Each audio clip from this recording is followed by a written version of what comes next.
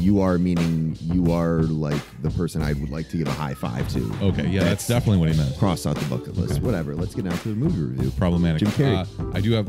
You know what? Fuck it. We'll skip it. We're running long anyways. Okay. We were just talking sports there for a while. I think we need to get the sports drop going soon.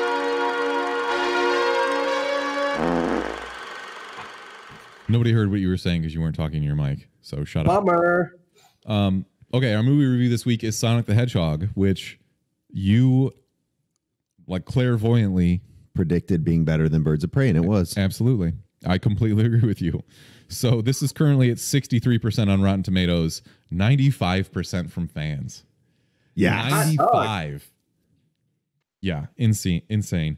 So this was directed by a guy named Jeff Fowler, who was a visual effects artist and apparently just kind of making the transition. This is his directorial debut, so good for him. Movie had a $95 million budget, which I assume was inflated after they had to completely redesign everything. I wonder how much that cost. I wish they would have just told us, like, hey, this is what we had to spend. Oh, we'll never know. To please you guys. We'll never know. But I was going to say, does this give the petition signing more signing power now that it was more or less a success because of it wasn't the way a petition though. It was literally Twitter. Backlash, It was just Twitter, and the guy that was heading he was heading the actual movie. Who was it? The director? I don't think it was the director. Was it? I think it was Jeff Fowler. Yeah. Okay. Whatever. He was like, we've heard you guys in the backlash on how how Sonic looks, so we're gonna redo him. This could be really dangerous because people can just shit on anything they want now, and like. Imagine like a Reddit post where they're like, we should tell fucking Star Wars that blah blah blah. You know, we want a man fucking Skywalker back out here again. It's actually kind of funny though that takes more effect than a petition, because a petition takes a little bit more effort in like getting it signed by people and making it more official, as opposed to just somebody tweeting something just off the top of their heads and being like, okay, let's retweet the fuck out of this. I don't know. I generally only tweet when something pisses me off anyways. I like the tweet route. I wish people would listen to. So you don't want more petitions? No, I'd like more retweets and people actually like, okay, people are pissed off because they're retweeting this that much. Or so based on that $95 million budget, we're looking at a $70 million domestic opening, about 110 worldwide. This movie's doing really well, especially compared to Birds of Prey last week. So they're going to make their money. It's going to be good. I don't know how, if it has any impact that this came out on Valentine's Day. This doesn't seem like a Valentine's Day movie, like a date movie.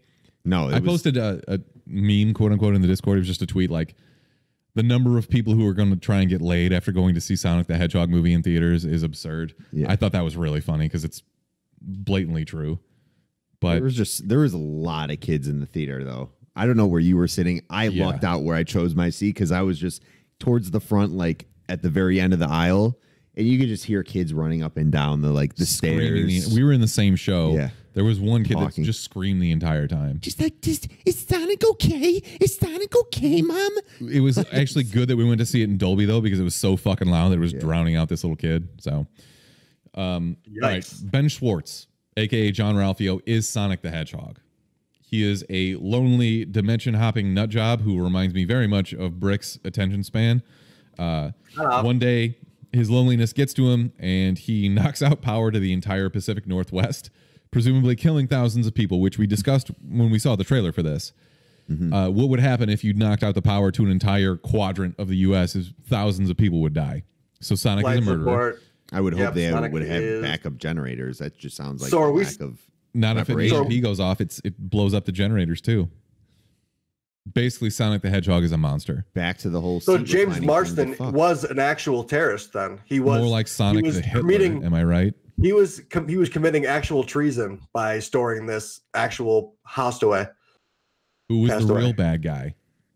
Was Jim Carrey justified? Maybe. I think he might have been. I think he had to deal with all these dullards. Like, I don't blame him for being a dick. So Sonic the Hedgehog kills thousands of people, and then Jim Carrey chases him around the country. That's the story of this movie. I don't think we need to spoil this because there's not really anything to spoil. You know that Sonic's going to be fine by the end of the movie because he's Sonic. He's a supercharged hedgehog. Of course he's fine. I just want to say stick around for the end of the movie because This is very children focused with a lot of the shit they do. But with us being weirdo 30 almost year olds, or you're 30 or whatever. I'm 33. I'm 30. We go to these movies and enjoy them because we're like, oh my God, this is Sega Genesis. This is our childhood right now. This is nostalgia. There was definitely not as much Sonic like gaming related lore, if you will. Lore I would have liked to see, but that was fine. I got it. Like this is a kid focused movie. This is for children. Yeah, this is not made for us. But they also threw in things that made people like us happy. Well, you do the thing for the parents where you like make semi-adult kind of jokes. Yeah. And then like you keep the parents engaged and also the kids enjoy it too. Yeah, they hit you with the nostalgia too. And also I thought in the beginning when they showed Green Hills, the whole Green Hill universe and the, Bambi owl, if you will. I would have loved to see like a Sonic adventure style game, like an RPG with the unique like skills and movement to unlock different areas in the map, like a Mario 64, like a Mario 64 type of thing where you can jump into the paintings and those rings are like about with your attention span. Just redo the whole game, but in a movie. No, like that would be a great RPG style of Sonic. It'd be amazing. It'd be like did you end up ever playing Mario Odyssey or no? Or was that just a Drunk Erica special? That's a Drunk Erica special. Great game. Okay. I digress then. I liked the movie how it starts off fast and the theme of the movie is just fast the whole time. It stayed on brand the whole time because that's just the way Sonic is. Wojciechowski, great name. Love the name of James Marsden, but that was about the best that I thought he I thought he was the weakest character, unfortunately. James Marsden? He was like, I thought he was fine, and then at the end he started to get better, but I thought he was He's got comedic chops, man. He's good. I love James Marsden. I think he's fantastic. But I thought they could have made his character a little bit stronger. I think Jim Carrey obviously stole the show. He's up for Villain of the Year, I think, early running for Villain of the Year. It's literally, we're a month into the year. Oh, and I'm locking him in for a freaking nomination. I think the villain was actually his wife's sister who, after overhearing her on the phone and what's her name being the James Marsden's wife being there, she knew they were fighting about something and immediately just said divorce. Like, oh, you should get a divorce with one fight. Like you shouldn't work through it. That sounds like this is like touching a personal nerve. Yeah. Yeah. Is your wife's sister trying to get you divorced? Exactly. No, I thought that was extremely shitty. I'm like, wow. Yeah, it was for sure. That's shitty. Oh, yeah. She was a piece of shit. She's like, now your niece is an accessory to treason. You need to break up with them now. I mean, there were some good lines, but I think Jim Carrey really stole the show. His facial expressions, he had some very good physical comedy, which was like classic. It's a classic goofy Jim Carrey that you want to see. He plays a great villain too. I thought they needed to write James Marsden a little bit better, but they had some good bits. They had the deputy was funny as well. It's your guy, Adam Pally. Yeah, You love that guy. I know he's great. He's fantastic. But bar fight, personally, I think we should have a specific bar fight of the year, also nomination for next year, because there's got to be more bar fights. There's always a bar. Is John Wick 4 coming out this year? Think so. Okay. Was time actually moving when in that bar fight when he like froze time? Was it moving very slowly? Because it didn't look like it moved at all. It was first of all, I know this is a kid's movie and like what the fuck, dude? But like some things would move and other things wouldn't. Exactly. Yes. Look, I didn't take this seriously because it didn't take itself seriously, and that's what made it good. Yeah. The fact that it realized that it's a kid's movie and that you don't have to like, none of it has to make any. Speaking of not making any fucking sense, the giant owl in the beginning. Is that a character? Like an actual character? No, it's not. It's not a Sonic character at all. I was like, it's completely made up for this movie. So random. It was fine though. What kind of drugs were they doing? Like, how much fucking ketamine did they take? I don't know. To make this giant owl and just be like, no, this is like Sonic's mom. They were just numb. Just weird owl in there, dude. That was random. That was very random. I'll be honest. I also really enjoyed that the entire redesign of this movie was paid for by their product placement from Olive Garden. Was it? Explain. What are you talking about? So. They mentioned Olive Garden no fewer than like 12 times. You're saying that Olive I Garden got probably you. wouldn't have been in there if they didn't have to redesign the character. It's not just that. Like They it's needed a the common dollars. thing for movies to use product placement like that now. But like Toyota, Corona, Zillow got a fucking spot in there because they were looking at apartments. Yes, like yeah. the product placement in this movie was out of control. Yes, yeah, there was a lot of that. Well, they absolutely needed to do it at that This point. movie ended up costing them like $400 by the time they're done, like because that's how much product placement they had, which is fine. Like that's how you got to make your money. That's whatever. But it was, to me, that kind of takes me out of it. When I see Montana. Do you think that was technically a product? Like Montana's so? like, yo, Montana paid them to come shoot it there. we're the lowest populated state there is in America. We need more people Is here. that true? Yes. I think it's Montana then Wyoming. But Montana is definitely, it's either one or two. I would have guessed like Rhode Island. No, it's Montana. There's a lot of people in Rhode Island because it's right by New York. All right. It's interesting. But hilarious. yeah, That is crazy. I nobody wonder how lives much in bigger Montana. Montana is than Rhode Island. That's crazy. Yeah. And this has been Geography with the Chumpcast. Geography. Jim Carrey, though, made this movie, no doubt. He's the perfect villain for it. I can't picture anybody else. Like, who else could play this role so ridiculously? Did you like the evolution of him at the very end? Like, do we want to see a sequel? Him going crazy? Yeah, I think so. We're And I going to think get one. This is going to make enough Him as money that I think that it so will get a too. sequel. So I think him as the main character could be fascinating for like how, more or less his origins and his, maybe come up. Is there any? I'm trying to think of any other like Sonic villains that they could do. I mean, they could introduce like Shadow Sonic, but I guess Knuckles kind of is a villain at first. right. Okay. And you know what? Also, I like how they left that open where his punches didn't do like a bunch of damage, but he did a lot of them, leaving it open ended for Knuckles to actually have his own specific unique powers too. Like he's gonna be punching people like left and right, and they're gonna be flying everywhere. You're way deeper in the Sonic lore than I am. Oh yeah, Tails got to be included here too. You got to get Tails involved. I don't know. I thought this was it was a good enough story. All this shit was made up, like all the characters and the fucking what the rings do and everything, totally made up. But I didn't care. I really like the chemistry or just the relationship between Jim Carrey and his fucking assistant he would just shit on. I thought some of the best parts were him just like grabbing him by the mouth. Hitting yourself to the wall. Yeah, amazing. Throw punch. You left yourself open. Hats off to that guy for actually I was thinking imagine doing this scene with Jim Carrey and having just to be like, and you're just being completely overshadowed by the personality that is Jim Carrey. Yeah. I don't think. And you're 100% fine with it too. You're just like, I'm gonna do this, say this one line, and then you're just gonna go be Jim Carrey. I'd be so thrilled to do that. And I hope that this will get me future roles. Imagine the weight on your shoulders, just having to finish that scene and know that he's gonna give this crazy ass performance, and you just have to finish it off. Imagine fucking that up and knowing damn, I screwed that up. That's why there's retakes. Yeah, but not for Jim Carrey. I feel like Jim Carrey. I feel like Jim Carrey is like a one shot guy. Like, do it right. Yeah. I can see that. Have you guys been watching Kidding? Have you guys been watching Kidding? Kidding came out also, by the way. No. That's the Stars show?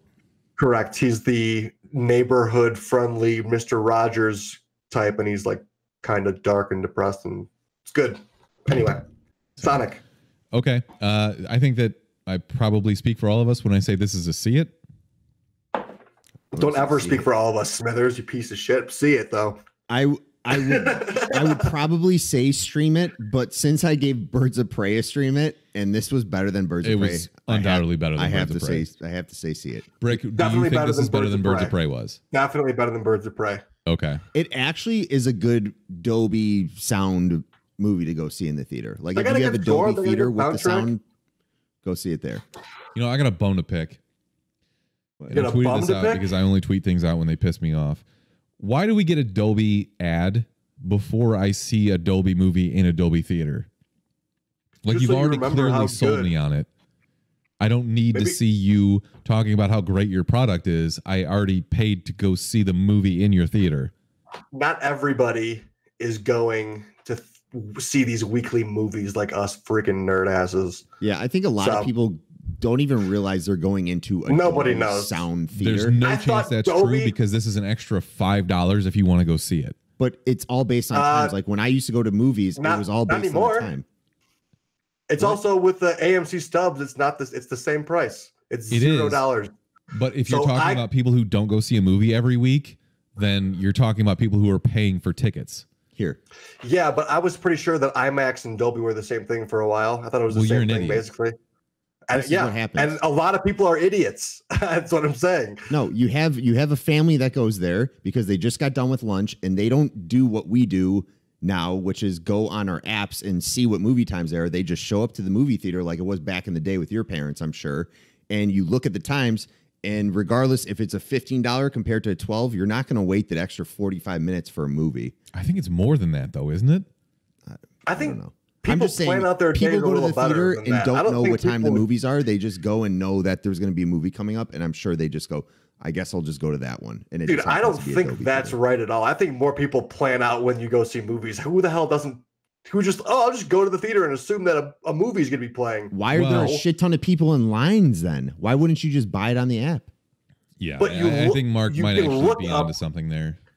But you look up the times of the movies. No one is not looking up times of the movies of going to the theater. Just like, maybe my movie will be playing randomly at this time. Nobody ever does that. Well, we clearly just opened up a wound that none of us have the fucking answer to. So. Fine. Here's what happens. If they do go into the app or go to a website to see what time the movie is, they don't care what kind it is, and they're not going to go like, oh, this one's Dolby, but this one's just regular and it's cheaper. They're going to just go to the one that suits the time that they want to go see the movie and see it regardless. True. You know what?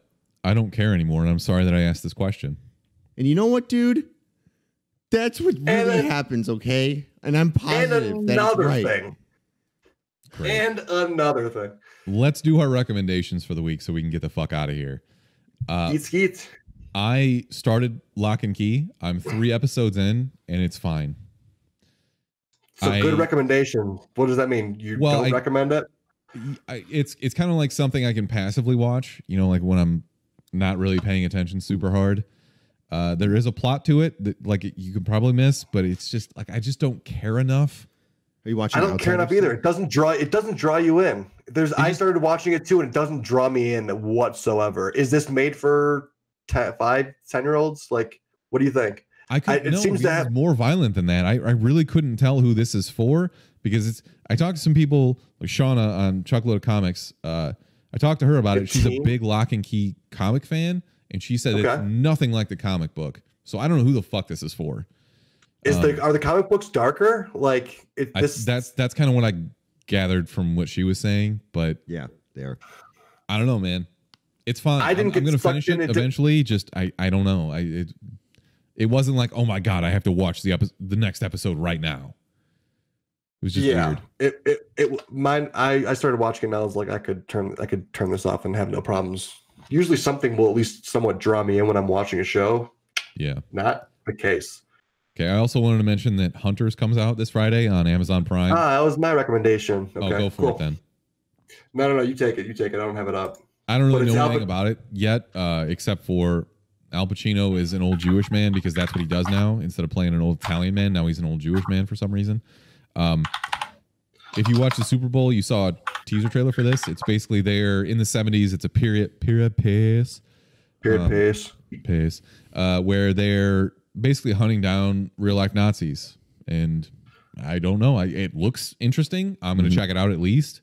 Could be good. A diverse band of Nazi hunters living in 1977 New York City discover hundreds of high-ranking Nazi officials are conspiring to create a Fourth Reich in the U.S. The eclectic team will set out on a bloody quest to bring them to justice. I'm proud of you for reading all that properly. It's a good eclectic. I got eclectic. Didn't have an actor's name. There you go. That's what we were missing was an actual name. Al Pacino. Yeah. Mark, what do you recommend? I don't really have anything, but just to close out. Comic books. Yo, what was that comic book that you got with the like Venom? Like, it seemed like a very self-realizing. Was it Venom? That was Venom 23. That is a comic book series I would recommend. It has been going on for 2 years. It's being written by Donny Cates. What's it about? It seems like a very child book kind of like. He's like Scotty Young did a variant cover, meaning he's not the actual artist in doing the book, but he does like this variant for different covers for the issue. And he did one. His thing is drawing those little kitty-like figures, but a lot of his comic books he does are not that at all. No, but he draws those characters. Remember Fuck Fairyland? Fuck Fairyland is great. It's a great book. But Scotty Young will be at C2E2 along with Donny Cates and Ryan Stegman and other people. And then I don't know if Mark Bagley, he's the guy that's actually doing the art on Venom. But all those guys are going to be there. I was just saying that would be an awesome cover to get signed by all three of those guys. Okay. Plus, it's white and it looks clean. Like it has that white look. It grabbed my attention, especially because the art was right. It's on point. I liked it a lot, actually. That's why I actually brought it up. What's it about, dude? What's the actual Venom book about? Have you started? Have you started it? There's a lot of stuff going on. I'm not going to get into it, but it's really good. It's probably. Donny Cates has been writing very good stuff. I would say if you talk to any guy that reads comic books, Donny Cates writes everything, especially Marvel, they're going to be like, my favorite writer is Donny Cates. But Venom has been one of my favorite series that he's written the last few years. So you're excited for you finished it and you're excited for the next issue is what you're like. Oh yeah, lock absolutely. it up, pick it up every week. Okay, weekly. It's usually monthly. You know this with comic books. It's usually every other week. Yeah, bi-weekly. The comic comes out. Oh, nice. But sometimes they don't. Sometimes they're like we need an extra week, or sometimes they're like we need an extra 3 months. Saga's been on hiatus for a year and a half. Yeah. So wow. But I do recommend C2E2. We have a booth, booth 1677. I think it's 1670. It doesn't matter. If you go to C2E2, you'll be able to find us. We'll be next to Artist's Alley. We'll be to the south of that. We're really excited. We got a lot of shit planned, and we're still kind of throwing shit together. So it'll be a really good time, and we hope we see all of you there. Yeah. So our booth is called Podcast Central. The reason it's called that is because we actually have, I would say, about 8 podcast / YouTube / social media personalities actually coming to do their own shows in our booth. But we will also have guests that are very well known through the comic book community and just pop culture in general. So there will be guest appearances as well as people actually doing their own shows, which is kind of cool.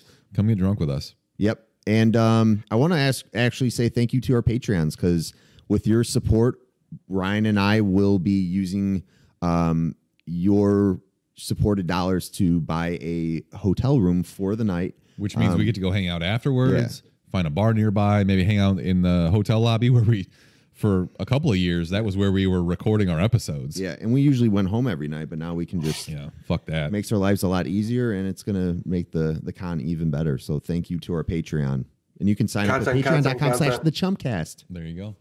All right, so this has been episode 182 of the Chumpcast. Thanks for tuning in. Obviously, get your C2E2 tickets. Follow us on Twitch. Rick, you should make an appearance for one day. Yeah, just fly in for it. It's fine. We'll get you a ticket. What day is it? It's the 28th, 29th, and the 1st. It's 2 weeks. It's in 2 weeks. It's February. It's like February to early March. Yep. Okay. See you there. Yeah, maybe if I saw any of those Patreon dollars, I would make it out there. Oh yeah, please. You get all our Twitch dollars. It's fine. Sucking ass. You guys getting fancy hotels. You guys are getting fancy hotels over here. I can't believe you picked me to go see Cats over this prick. Sucking ass. God. Well, now that when is that review coming out, Smithers? You know what? They actually just pulled it out of theaters earlier this week. Like it's no longer in theaters. Oh, they just pulled it out of theaters. Now you have to buy it. No, I definitely don't have to buy it. The FBI is going to be on your tail then, dude. Whatever. Yeah, at least rent it.